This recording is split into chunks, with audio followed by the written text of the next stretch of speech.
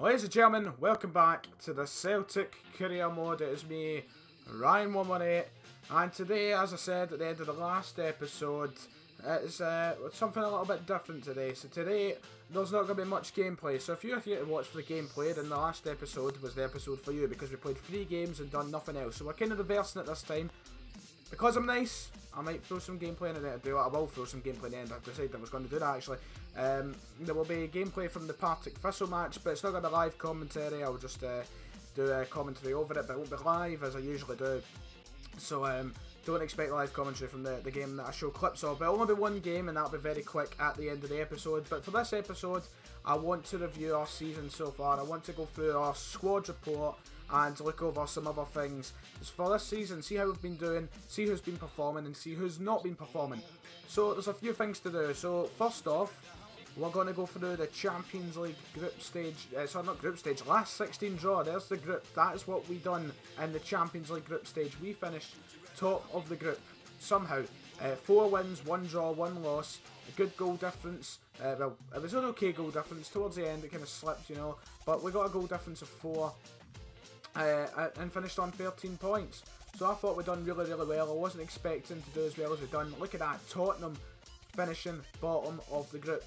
So as I said, the first thing we had to do was go through the last 16 draw. So we're going to look at the potential teams we can get in the last 16. It's everyone who finished second in their group because, well, the way the Champions League last 16 works is that the team that finished first in their groups get the teams who finished second in their groups. The only team we can't get is Napoli, and that's because they were in our group. So we're going to go through the teams we can get. First team we could get is PSG, the team who I'd like to avoid. One of the teams I'd like to avoid anyway. So PSG are sitting at second there, and that's one of the teams we can get. The next team we can get is one of the teams I'd like to get, Ajax, who are one of the easier oppositions compared to PSG, are much easier games. Hopefully we can get them. This is the team, the one team that I don't want. This is the team we want to avoid completely, Real Madrid, who managed to be topped by Manchester City in their group somehow. So we could get Real Madrid, hopefully we don't. After that, Bayer Leverkusen, another team who I wouldn't mind getting. They're obviously not as strong as PSG and Real Madrid, so I wouldn't mind getting them. Sevilla is the next team, obviously won the Europa League 3 years in a row. A good team, I wouldn't mind them, but there's obviously easier games in Leverkusen and Ajax. Atletico Madrid, another team I'd like to avoid, as they are very good. Arsenal, nah, I wouldn't mind bringing it on. We took on Spurs and managed to perform decently, and that is it. That is all the teams we can get. So quickly recapping, we can get PSG, Ajax, Real Madrid, Leverkusen, Sevilla, Atletico Madrid and Arsenal. So without any further ado guys, we're going to head in to the last 16 Champions League motherfuckers. There we go. Celtic PSG set for the last 16 of the Champions League.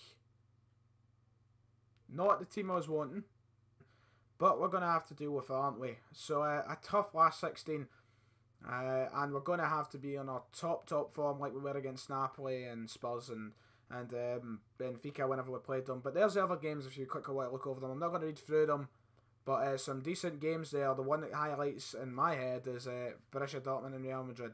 So a very tough last 16 for us. How far can we go in the Champions League? Let me know how far you think we can go in the comments. So we're not going to take too long in this. We're going to quickly scurry through the players who have been mostly playing in the team. Obviously, we're not going to go through the reserves who haven't had a game, e.g. F.A. Ambrose. We're not going to check his squad report, season report thing. But we're going to go through the main culprits of the team this season, the main players. So the first player we're going to quickly go through here is Simone Scuffi, who was signed from Udinese, obviously for 6 million. A very good signing in my eyes. I think he's been very, you know, I don't think we've given him enough credit. He's saved us a lot of times. Obviously, you don't see a lot of the saves and that he makes, because I don't edit in a lot of the opportunities for the other team, to be honest. But he makes some great saves. He makes some good decisions. He's a great keeper. As you can see, 18 appearances, only 6 clean sheets though. Could be more, but in the Champions League we didn't manage to keep any clean sheets. And I don't blame us. You know, we're playing the likes of Napoli, Benfica, and Tottenham, so we're going to obviously concede goals. And he's keeping an average rating of 7.1. A very good goalkeeper. I believe he's been a great signing. And if you want to look at his stats, you know, they've increased well in the goals, obviously. His reflex is up to 85, which is very nice to see. Now we look at the back. Fucking phone. We're now going to look over the back four, guys, and we're starting with Christian Gamboa, who's made 22 appearances this season, so quite a bit. He has been the main starting right back. Mikael Lustig hasn't had much of a look into the squad, obviously. If you've been watching, you know Mikael Lustig is asked to leave. But I think Gamboa's had a great season, you know. He scored 3 goals from the right back position. I mean, 3 goals, Jesus Christ. But for the right back, 3 goals is not bad at all. Maybe a bit more assists from Christian Gamboa. He's only got 1.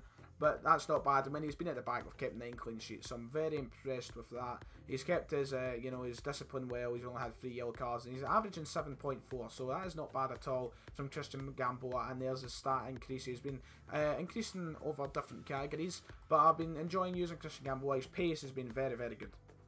But if Mikael Lustig does leave, we will need to find someone for his backup.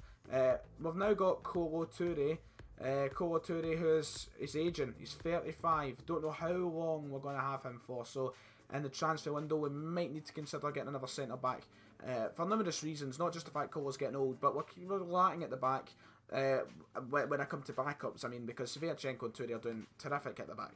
But for example, the last 16 in the Champions League, for the first leg, Toure and Sviatchenko are both banned. That was down to my stupidity. But Toure is starting to decrease because of his age, sadly, but he's still a fantastic defender. He's still been doing really well.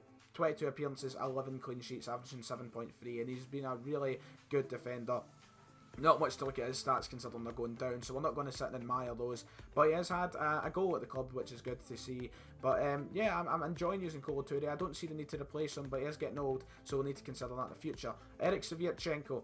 He's went up to 76 rated. He's kept 11 clean sheets as well, made out a lot of appearances at a 7.3 rating. A very good player. He's done well. He's scored a couple of goals from headers, I believe, and he's grabbed himself a couple of assists somehow, which is good to see. But there's his stats if you want to look at that. I'm enjoying using Eric Sviatchenko. I don't think we'll be replacing him anytime soon unless we sell him, which I don't really want to do.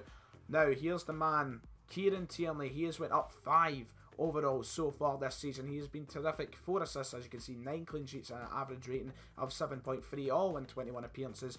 Look at those stats increasing. Fantastic for Kieran Tierney. He's got 81 potential. There's no way we're getting rid of Kieran Tierney. I will not allow myself to sell Kieran Tierney in this whole career mode. He will stay with us till the day this fucking career mode ends. And I'm enjoying using him. Need to get him a goal or 2 though, because he deserves it. Though I think he is also one of the players who's not given enough credit, but he's been fantastic, and he'll only continue to grow at the age of 19, so I think we need to keep him. As you can see, his form is excellent, his morale is very happy, he's everything you need at Celtic right now. Going into midfield, another aging man, but he's the captain of the squad, he's the heart and soul of the midfield. Scott Brown, he's 31, he's only made 10 appearances this season. Obviously he was injured for quite a lot of games at the start of the season, and Timothy Fosu-Mensah took his place for quite a while, and it kind of, you know, affected my preference to who I wanted to play, if I wanted to play Brown or Timothy Fosu-Mensah, because Timothy Fosu-Mensah performed so well when he was in the squad, so I wasn't sure if I wanted to replace him. Brown has started to decrease in stats, sadly, so in the future, maybe in a season or 2, we might need to replace Scott Brown, which I don't want to do because he's the captain. He's not done too much, but granted he's been out injured, but it's Scott Brown, so what the hell. The other midfielder was signed for £13.5 million. The club record signing, Leon Goretzka. He's came here and he's been terrific. End of story. He's up to 80 rated. He's the highest rated player on the squad. He's got a 7.9 average rating. In 18 games he scored 8 goals, had 3 assists and had 8 clean sheets. He has been absolutely outstanding. There's his stats increasing. Look at that.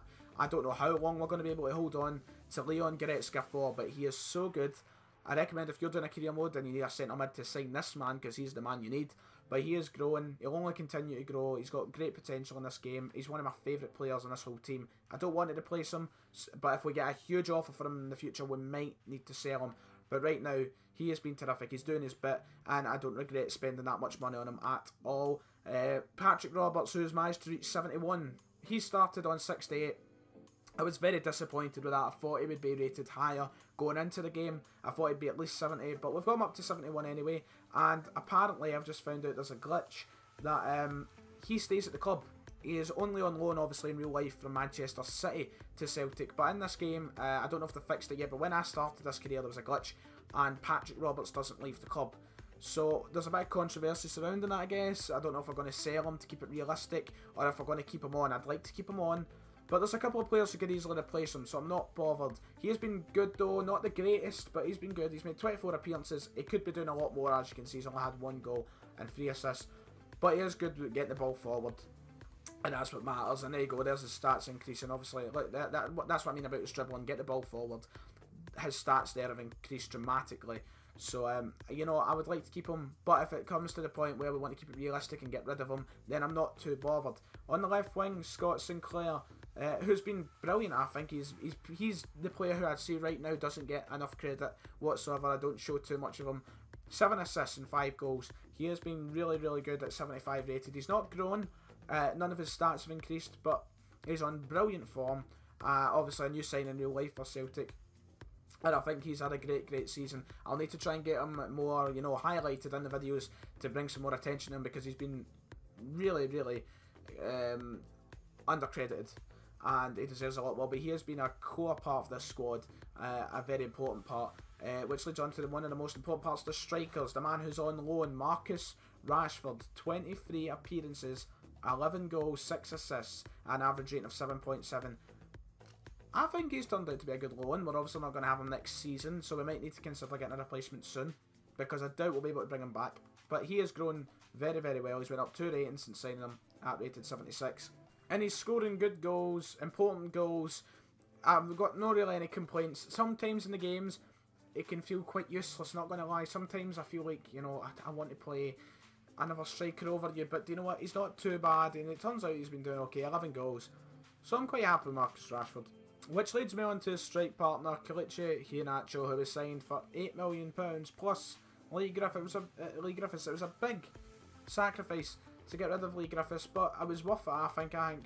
Iheanacho's game here, and he's done brilliantly. He is averaging a goal every close to 2 games. 8 goals and 15 appearances. He's obviously not had as many chances as Marcus Rashford, not as many appearances, but he has been terrific, and when he has the ball at his feet, he can blast it into the back of the net, and that's what matters. He came here on his debut and scored 4 goals, and really, obviously, looking at the league, he's only scored 2 goals, but he has been so important in the Champions League, scoring 6 goals, 4 of them in the same game. But I think he's done really well. Maybe not as many goals in the league as we've been wanting, but I think he'll find his form, and he'll eventually catch up with Marcus Rashford. And that does it for the regular starting 11, guys. I think that, oh, by the way, there's his stats growth if you want to look at that. I guess any of you are interested in signing these players in your own career modes. But that's how the squad have been performing this season, guys. Let me know who you think has been good and bad. Let me know in the description. Where do you think we should improve? Because now I'm going to move on to a part you people have been very vocal about in the comments, and that is who we should maybe sign in January. So let's head into a short list that I've made of players, and let's see who we could potentially sign in January. Right, so in the comments, a lot of people have been suggesting I sign some players that are in this list. I've added in a couple of my own because I wanted to beef up a little bit. So I'm going to let you guys take a bit of control over the series here. I've selected some players and I've put them into a list on straw poll. If you don't know what straw poll is, it's basically you vote and then there's a chart comes out and we see who's at the top and who wins and all that shit, right? So basically I'm putting up a poll, you guys can vote in, and the top 2 or maybe 3 players in that, probably 2, I'm going to sign in January, because a wee bird there is telling me that the board is going to be nice and give me some extra cash. I'm definitely not buying a financial takeover at the lowest level that you can in FIFA. Anyway, this is the players I'm going to let you guys choose from, because I want to spice up a little bit and you guys are wanting to see me sign some players. Now, if my controller would fucking work, I would go through these players. So the first player we've got here is Callum Patterson. Callum Patterson from Hearts, a backup right back maybe. Could even be a starting right back because he's got good potential in this game. Very good potential, in fact. Better potential than Christian Gamboa. He's got a potential 82, so Callum Patterson could be a potential signing for us. The next player was suggested by someone in the comments, Jeremiah St. Just, I think it's pronounced, from Heerenveen, a centre-back. Considering Colo's getting old and this guy has good potential, I think it's between 82 and 84, we could bring in this guy to be a backup this season and play when we need him to, and then start next season or the season after when Colo is gone. Another player similar, just exactly what I said about Jeremiah St. Just, is Nicholas Stark from Hertha Berlin. Might be a bit more expensive and a bit more difficult to get, but would be a great player and I'd like to bring him in. Someone else suggested was Robert Snodgrass, obviously. Scottish player, probably Scotland's best player in the national team. playing for Hull at the moment, so he might be a bit difficult to get. This one's a push. But I would like to maybe get Robert Snodgrass. He is a Celtic fan. He's from Glasgow. So, you know, bring him home to Celtic. Although he never played for Celtic, so it wouldn't really bring him home. Well, we'd bring him back to Glasgow. Oliver Buck. This is the player who I want to sign the most here, so vote for Oliver Buck. I would like to bring Oliver Buck, Scotland's most expensive player ever. Obviously just went to Red Bull Leipzig in the summer for around £13 million. But I'd like to bring him in. Although we've got Patrick Roberts, as I said, we might keep it realistic by getting rid of Roberts next season. I want to know what you guys think about that, so you've got to tell me in the comments. Do you want me to keep Roberts? Do you want me to get rid of Roberts to keep it realistic? Let me know. Also, another player suggested was this guy, Viktor Kovalenko. I used him last year and he was phenomenal. He was brilliant. The only downside about Viktor Kovalenko is that he's an attack midfielder, and we just don't use attack midfielders in the way I play. So I don't know how to utilise him, if I'd use him as a centre mid or a centre forward up front. I really don't know, but Viktor Kovalenko could be a decent signing. And finally, this one has been said by many people. Jordan Larson. That didn't make any sense, did it? Many people. Anyway, Jordan Larson, the son of club legend Henrik Larsson. He doesn't start off the greatest, not going to lie. He only starts off at 64 rated. He's got a potential of 77, so he could be a backup striker throughout the career. He could come on, maybe score some important goals. So he is always a shout. If you want me to sign him, you know what to do. Vote for him. But these are the players you can pick from, guys. Now, I know what you're thinking, some of you anyway. Where is Shunsuke Nakamura? I'll tell you where he is. Retirement. He is retiring at the end of the season, so we can't sign him, sadly. So before you complain in the comments, where's Shunsuke Nakamura? We can't sign him. I'm so sorry. I would have loved to sign him, but sadly we can't. So these are the players you get picked from, guys. The link to that straw poll will be in the description. All you have to do is vote for a player, click vote, and it will go into the poll. You can vote for as many of them as you like, not just one player. You can pick all of them if you like, but there will be one or two winners, and those are the players we're going to sign. I've done it again. I've done it previously in the series, but I told a little white lie. I'm not going to play any games. I'm going to end this episode with simming the last 2 games of December, guys. They're really games that we should be winning by simming them, so that's why I'm not going to play them. The first one against against Motherwell, we win 2-1. Rashford and Sinclair getting the goals, which is nice to see. Sinclair getting himself a goal. We've also got one more game in this episode, guys. It's a Glasgow derby, not the Old Firm. It's against Partick Thistle, basically Hogmanay. Look at that, Jesus Christ. We have a game on the Friday and a game on the Sunday. God knows how they're allowed to do that with this. So, because of that, we are going to play our weekend team, and that is what's going to wrap up the episode, guys. If you've enjoyed this episode of the Celtic Career, you know what to do. Smash the like button, keep the growth of the channel up. We've also hit 1,000, so thank you all so much once again. If you've not seen my thank you video, go back to yesterday. Also, I just want to say, ask me questions for my Q&A in this video as well if you like. I would prefer it if you left the questions on the last video saying thank you to you all.